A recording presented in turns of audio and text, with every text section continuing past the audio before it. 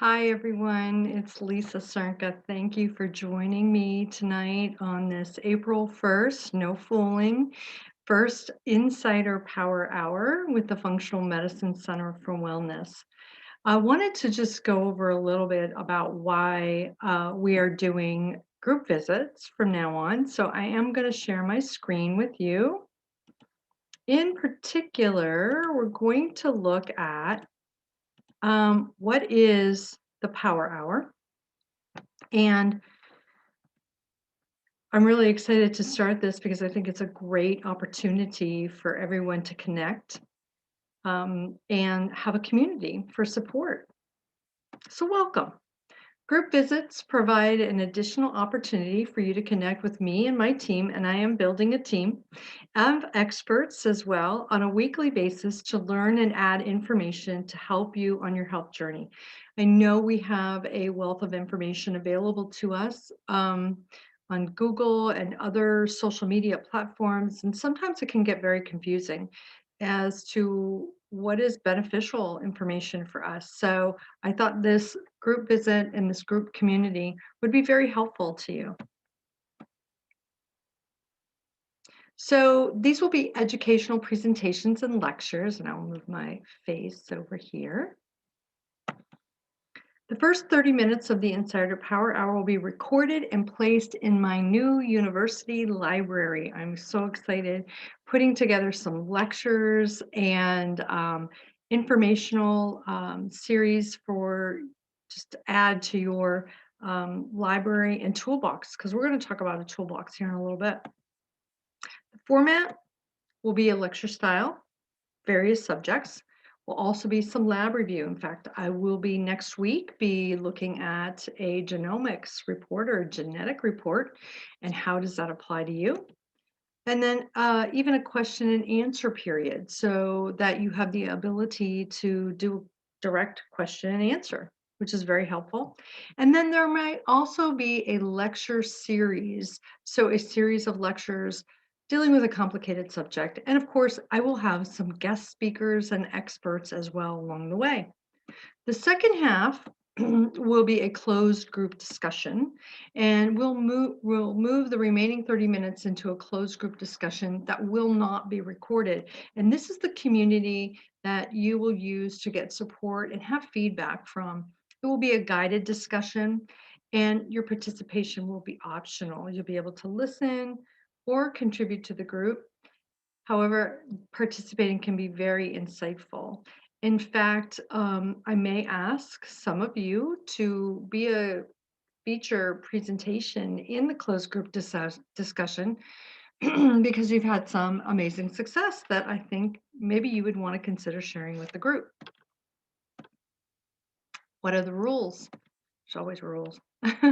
Be curious and open-minded, please. We know that functional medicine and alternative ways of dealing with chronic illnesses or chronic conditions need an open mind. So we want to make sure that you come to the meeting with that everyone is at a different stage in their journey. And we're going to talk about what that journey to change is tonight. And we are all students in learning. No one has all the answers, including me. That's for sure. And emotions are welcomed and embraced. This can be an emotional topic sometimes. And I want you to know that you do not need to worry about that. You will be in a safe place. But I do have a caution. Please don't think in terms of black and white, but in shades of gray. So as we move forward, our topic tonight is going to be about change. And what are the stages of change? How do you know if you're ready for change? And if you make a change, will it be sustaining? Can you sustain change? So we're going to talk about that in my next PowerPoint. And I will share my screen with you here in just a second.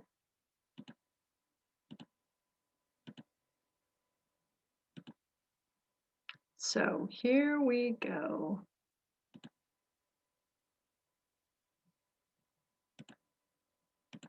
Oh.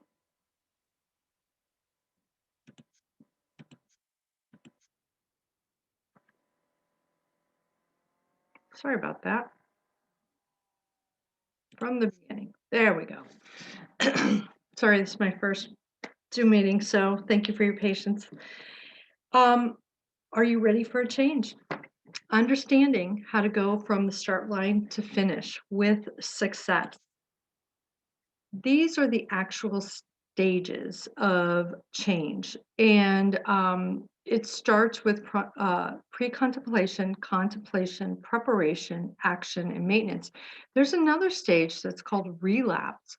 And we're going to talk about that in a little bit. But if we do all the rest of these stages correctly, we should have a pretty good plan to combat relapse. And we'll talk about that. So, just like I talked to you about when we're rebuilding your functional medicine house, we have to have a good foundation. It's always built from the bottom up.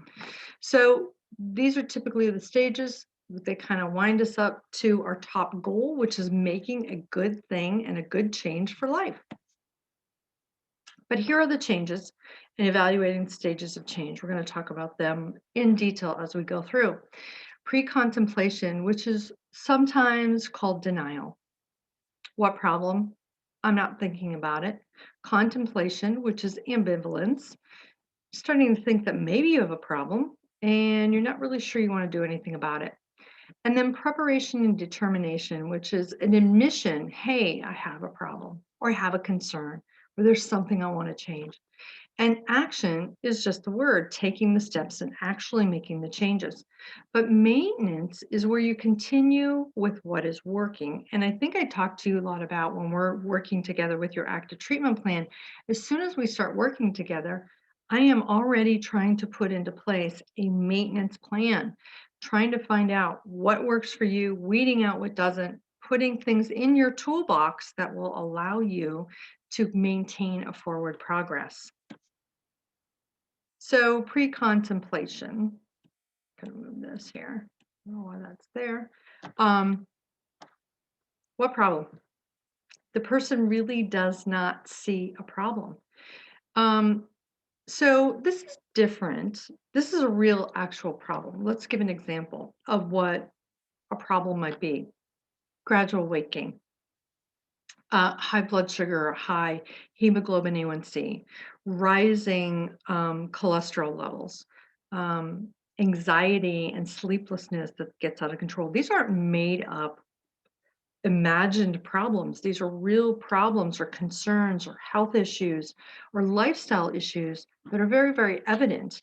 But the person just, they cannot see a solution because they can't see that it's a problem. And this stage has often been called denial.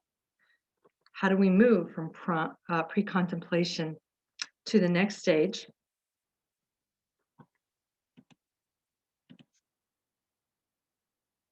Well, sometimes we have to prove it. We have some abnormal tests. We have some hospitalizations. We have some lifestyle impacts. I put changes here, but it's really impacts like not sleeping all night and anxiety that creates maybe a panic attack. Other issues that affect and become very, very apparent to you that there is a problem. Am I in this pre-contemplative stage? If I say to myself, I don't think that's a problem, it couldn't really happen to me, I saw no reason to change. There's no reason. I mean, it's uncomfortable, but I'm living with it. And this one I love because a lot of people will say, why does everybody keep bugging me about this? Maybe because they see that this is a problem, that there's a concern, and maybe there needs to be a change. Next, we'll go on to contemplation. So maybe you've gotten to a point where you start to think, maybe I do have a problem, but I'm not going to do anything about it. What's the point? Um, they may know their destination and they may even know how to get there, but they're just not ready yet. Example, um, somebody's weight is starting to creep up. And they know that maybe they're overeating, emotionally eating, drinking alcohol too much, doing the things that are putting the weight on, but They're not seeing a benefit of removing that action yet, removing that particular step so that they don't see a benefit to it. Um, so they're kind of stuck in this place. They're starting to recognize it, but they're not really thinking, I really need to do something about this. Or they may even say to themselves, I really need to do something about this, but I'm going to wait until after the school year, after my vacation. Um, it's just not the right time. I've got a big project at work, something like that. So if you're in the contemplative stage, you're starting to think, well, maybe I do have a problem, but I'm not ready to make any decisions yet. People are pushing me. I'm not ready to do that. I don't want to change my life. I'm not sure if I can change my life. And if I change my life, it probably won't even be successful. So you're considering a change, but you're not really sure it'll even work. Preparation. This is where you admit that you have a problem, you have a concern, you have something you have to change. So this is where we go from the red light to the yellow light. Maybe we'll start moving. I'm almost ready. So this is the preparation stage. This is where you're planning, you're thinking about future action, but you're still making the final adjustments before committing. I'll give you an example. I'll give you one of my examples from my own life. And I was getting ready to start some intermittent fasting. I knew the benefits of intermittent fasting. I really wanted to try intermittent fasting for a variety of health reasons, but I had a lot of things to consider. I had a family. We used to eat dinner late. Um, we were eating big meals late, and I didn't want to eat big meals late, and I wanted to eat my meals in a specific time frame. So I had my family to consider. Then we had food preferences in the family. You know, being a mom, being a woman, and this isn't just to me, it's also with guys. You know, sometimes we're so busy that we just eat whatever is in front of us or whatever we can grab. And so I had to do a lot of reading. I had to watch a lot of YouTube videos. I joined some intermittent social media groups. I downloaded apps. Can I really do this? How would this look if I actually did it? And then I'm so afraid that if I don't do it correctly and I fail, does that mean it didn't work for me? Or does that mean I did it wrong? It would have worked for me, but I did it wrong and I didn't plan correctly. So this is a really long stage. For some people, it can be elongated. It takes a little bit of time. And this is where working with a healthcare practitioner or a counselor or a coach, someone who understands what your ultimate goal is and the fact that you're ready to plan to get there, but understands what you want to do, what your lifestyle is like, and how do you incorporate those things in there so you can be successful. So you recognize the problem, the concern, but you just don't want to commit to doing anything about it yet. Well, you might have a couple of motivating factors. For me, I'll tell you what my motivating factor was, that I wasn't ready to do it because I just wanted to be absolutely perfect. And I wanted to make sure my plan was perfect before I started it. Well, you don't have to be perfect. It's trial and error, kind of like me doing these group visits, you know. I've never done them before, and I'm doing the first one. I'm going to hope that you guys will give me feedback and that we will improve and be very, very fluid through this whole process. But you are developing plans to change, and that is the hallmark to the stage of preparation. Action. This is where it happens. Actually, preparation and action are the two that really get you moving forward. You understand what the concern is, you understand what the problem is, you have a very clear definition of what that is, and now you have the plan and you're ready to do something about it. So, this action stage is described as the one who is in which an individual most overtly modifies their behavior and surroundings to accomplish their goal. This is when the things actually change. You change what you're eating, you change how you're exercising, you're adding new behaviors like meditation or breathing, and you're putting these tools that we talk about in our planning stage or preparation stage into actual action. What's really helpful in action is a group visit, is this community, closed private meeting groups where you feel very comfortable in talking to someone, support from home, the people that you live with, your closest friends and family.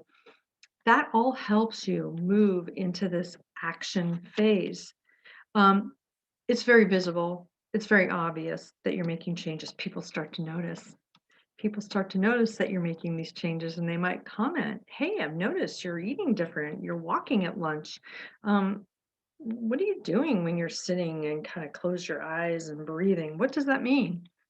So it's very obvious to everyone around you that this is an actual action plan. I like this because the bird was taking off. And these are some of the things that you might hear or you might say, and that you would recognize that someone that you know or even yourself is in an action stage. So, maintenance. So, what we're going to talk about with maintenance, and I talk about this with all of you all the time, is how are we going to sustain this change? I talk about a toolbox, this virtual toolbox, and all while we are doing your preparation and we're getting ready to get you into the action stage, we're doing a lot of discovery, investigation, trying things out. And that's part of kind of an overlapping between preparation and action. And then we make a decision. Should this tool be put in the toolbox? And when would I use it? So I do have some clients that have worked with me, have met their health goals. And one of the things they tell me is the tools that we put in the toolbox and understanding how to use them really help them because life happens. Pandemics happen, job situations, illnesses, family, travel, and we can't always stick to our exact plan, our action plan, and we need to know how to get back into the groove, back into the plan so that we are very effective in what we're doing. So it has to be sustainable. And that is part of all of these stages of change. Have to take into account how you live. Do you know how to use these tools? When to pull them out? And also, does it fit into your lifestyle? And will it be flexible when your lifestyle changes a little bit at a time?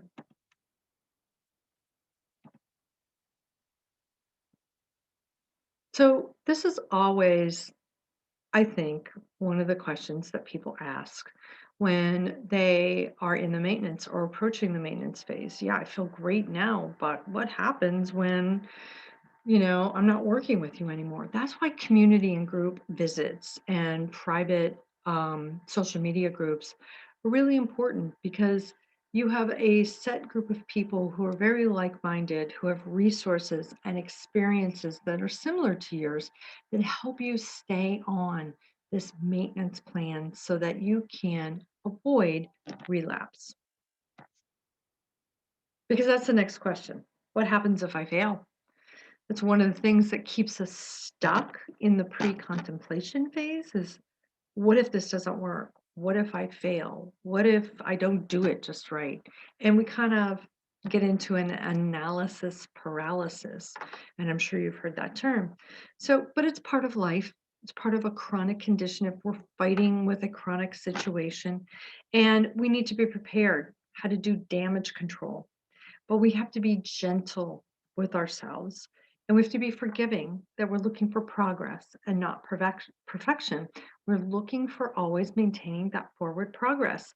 And as long as we have a well stocked toolbox and a supportive community, a supportive family around us, we're usually pretty good at maintaining and staying on track, even if we have a couple of hiccups along the way.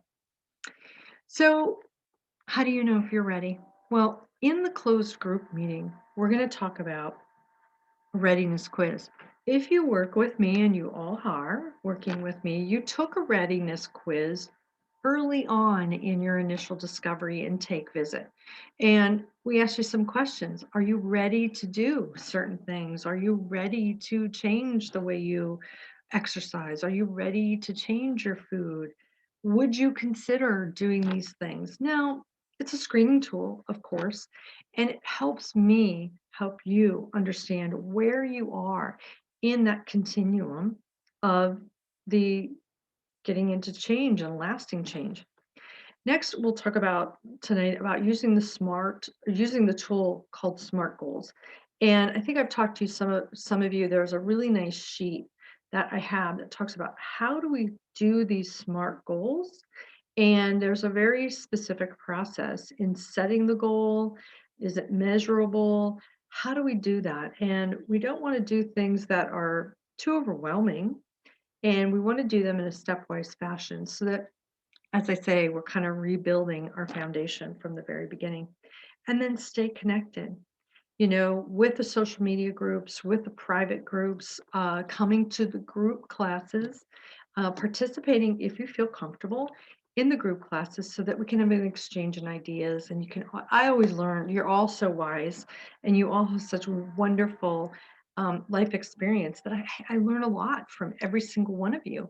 And it's important that if you've found a way to overcome an obstacle or found a neat tip or trick that might be helpful to someone else so that they can reach their goal, wouldn't it be a great thing to give back and allow someone else in on your secret?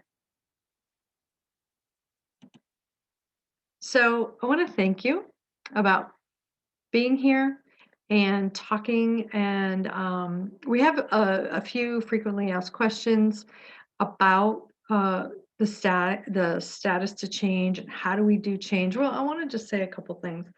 We've had this last year change thrust upon us. No one asked us what stage we were in when these changes uh, were actually forced upon us. We weren't allowed to give any input. We're still not allowed to give any input. Faceless names, faceless people, people who don't live with us are making decisions for us. And that is not a way to make a sustainable change. Um, so I want you to know that change can be made. It can be made in a very positive way with positive results. And it's important for you to know that having a team behind you can get you the most success. Thanks for listening. Thanks for being here. I want to give you all a Google feedback form. I want to hear about other topics that you want to hear about, maybe some guest speakers. And if any of you have a skill or an experience that might benefit the group in their healthcare journey, I would love to invite you to be a guest speaker. Of course, I'll be here and I won't let you be by yourself. And then certainly you can send me questions throughout the week and we can consider them at the next group visit. Thanks and have a great evening.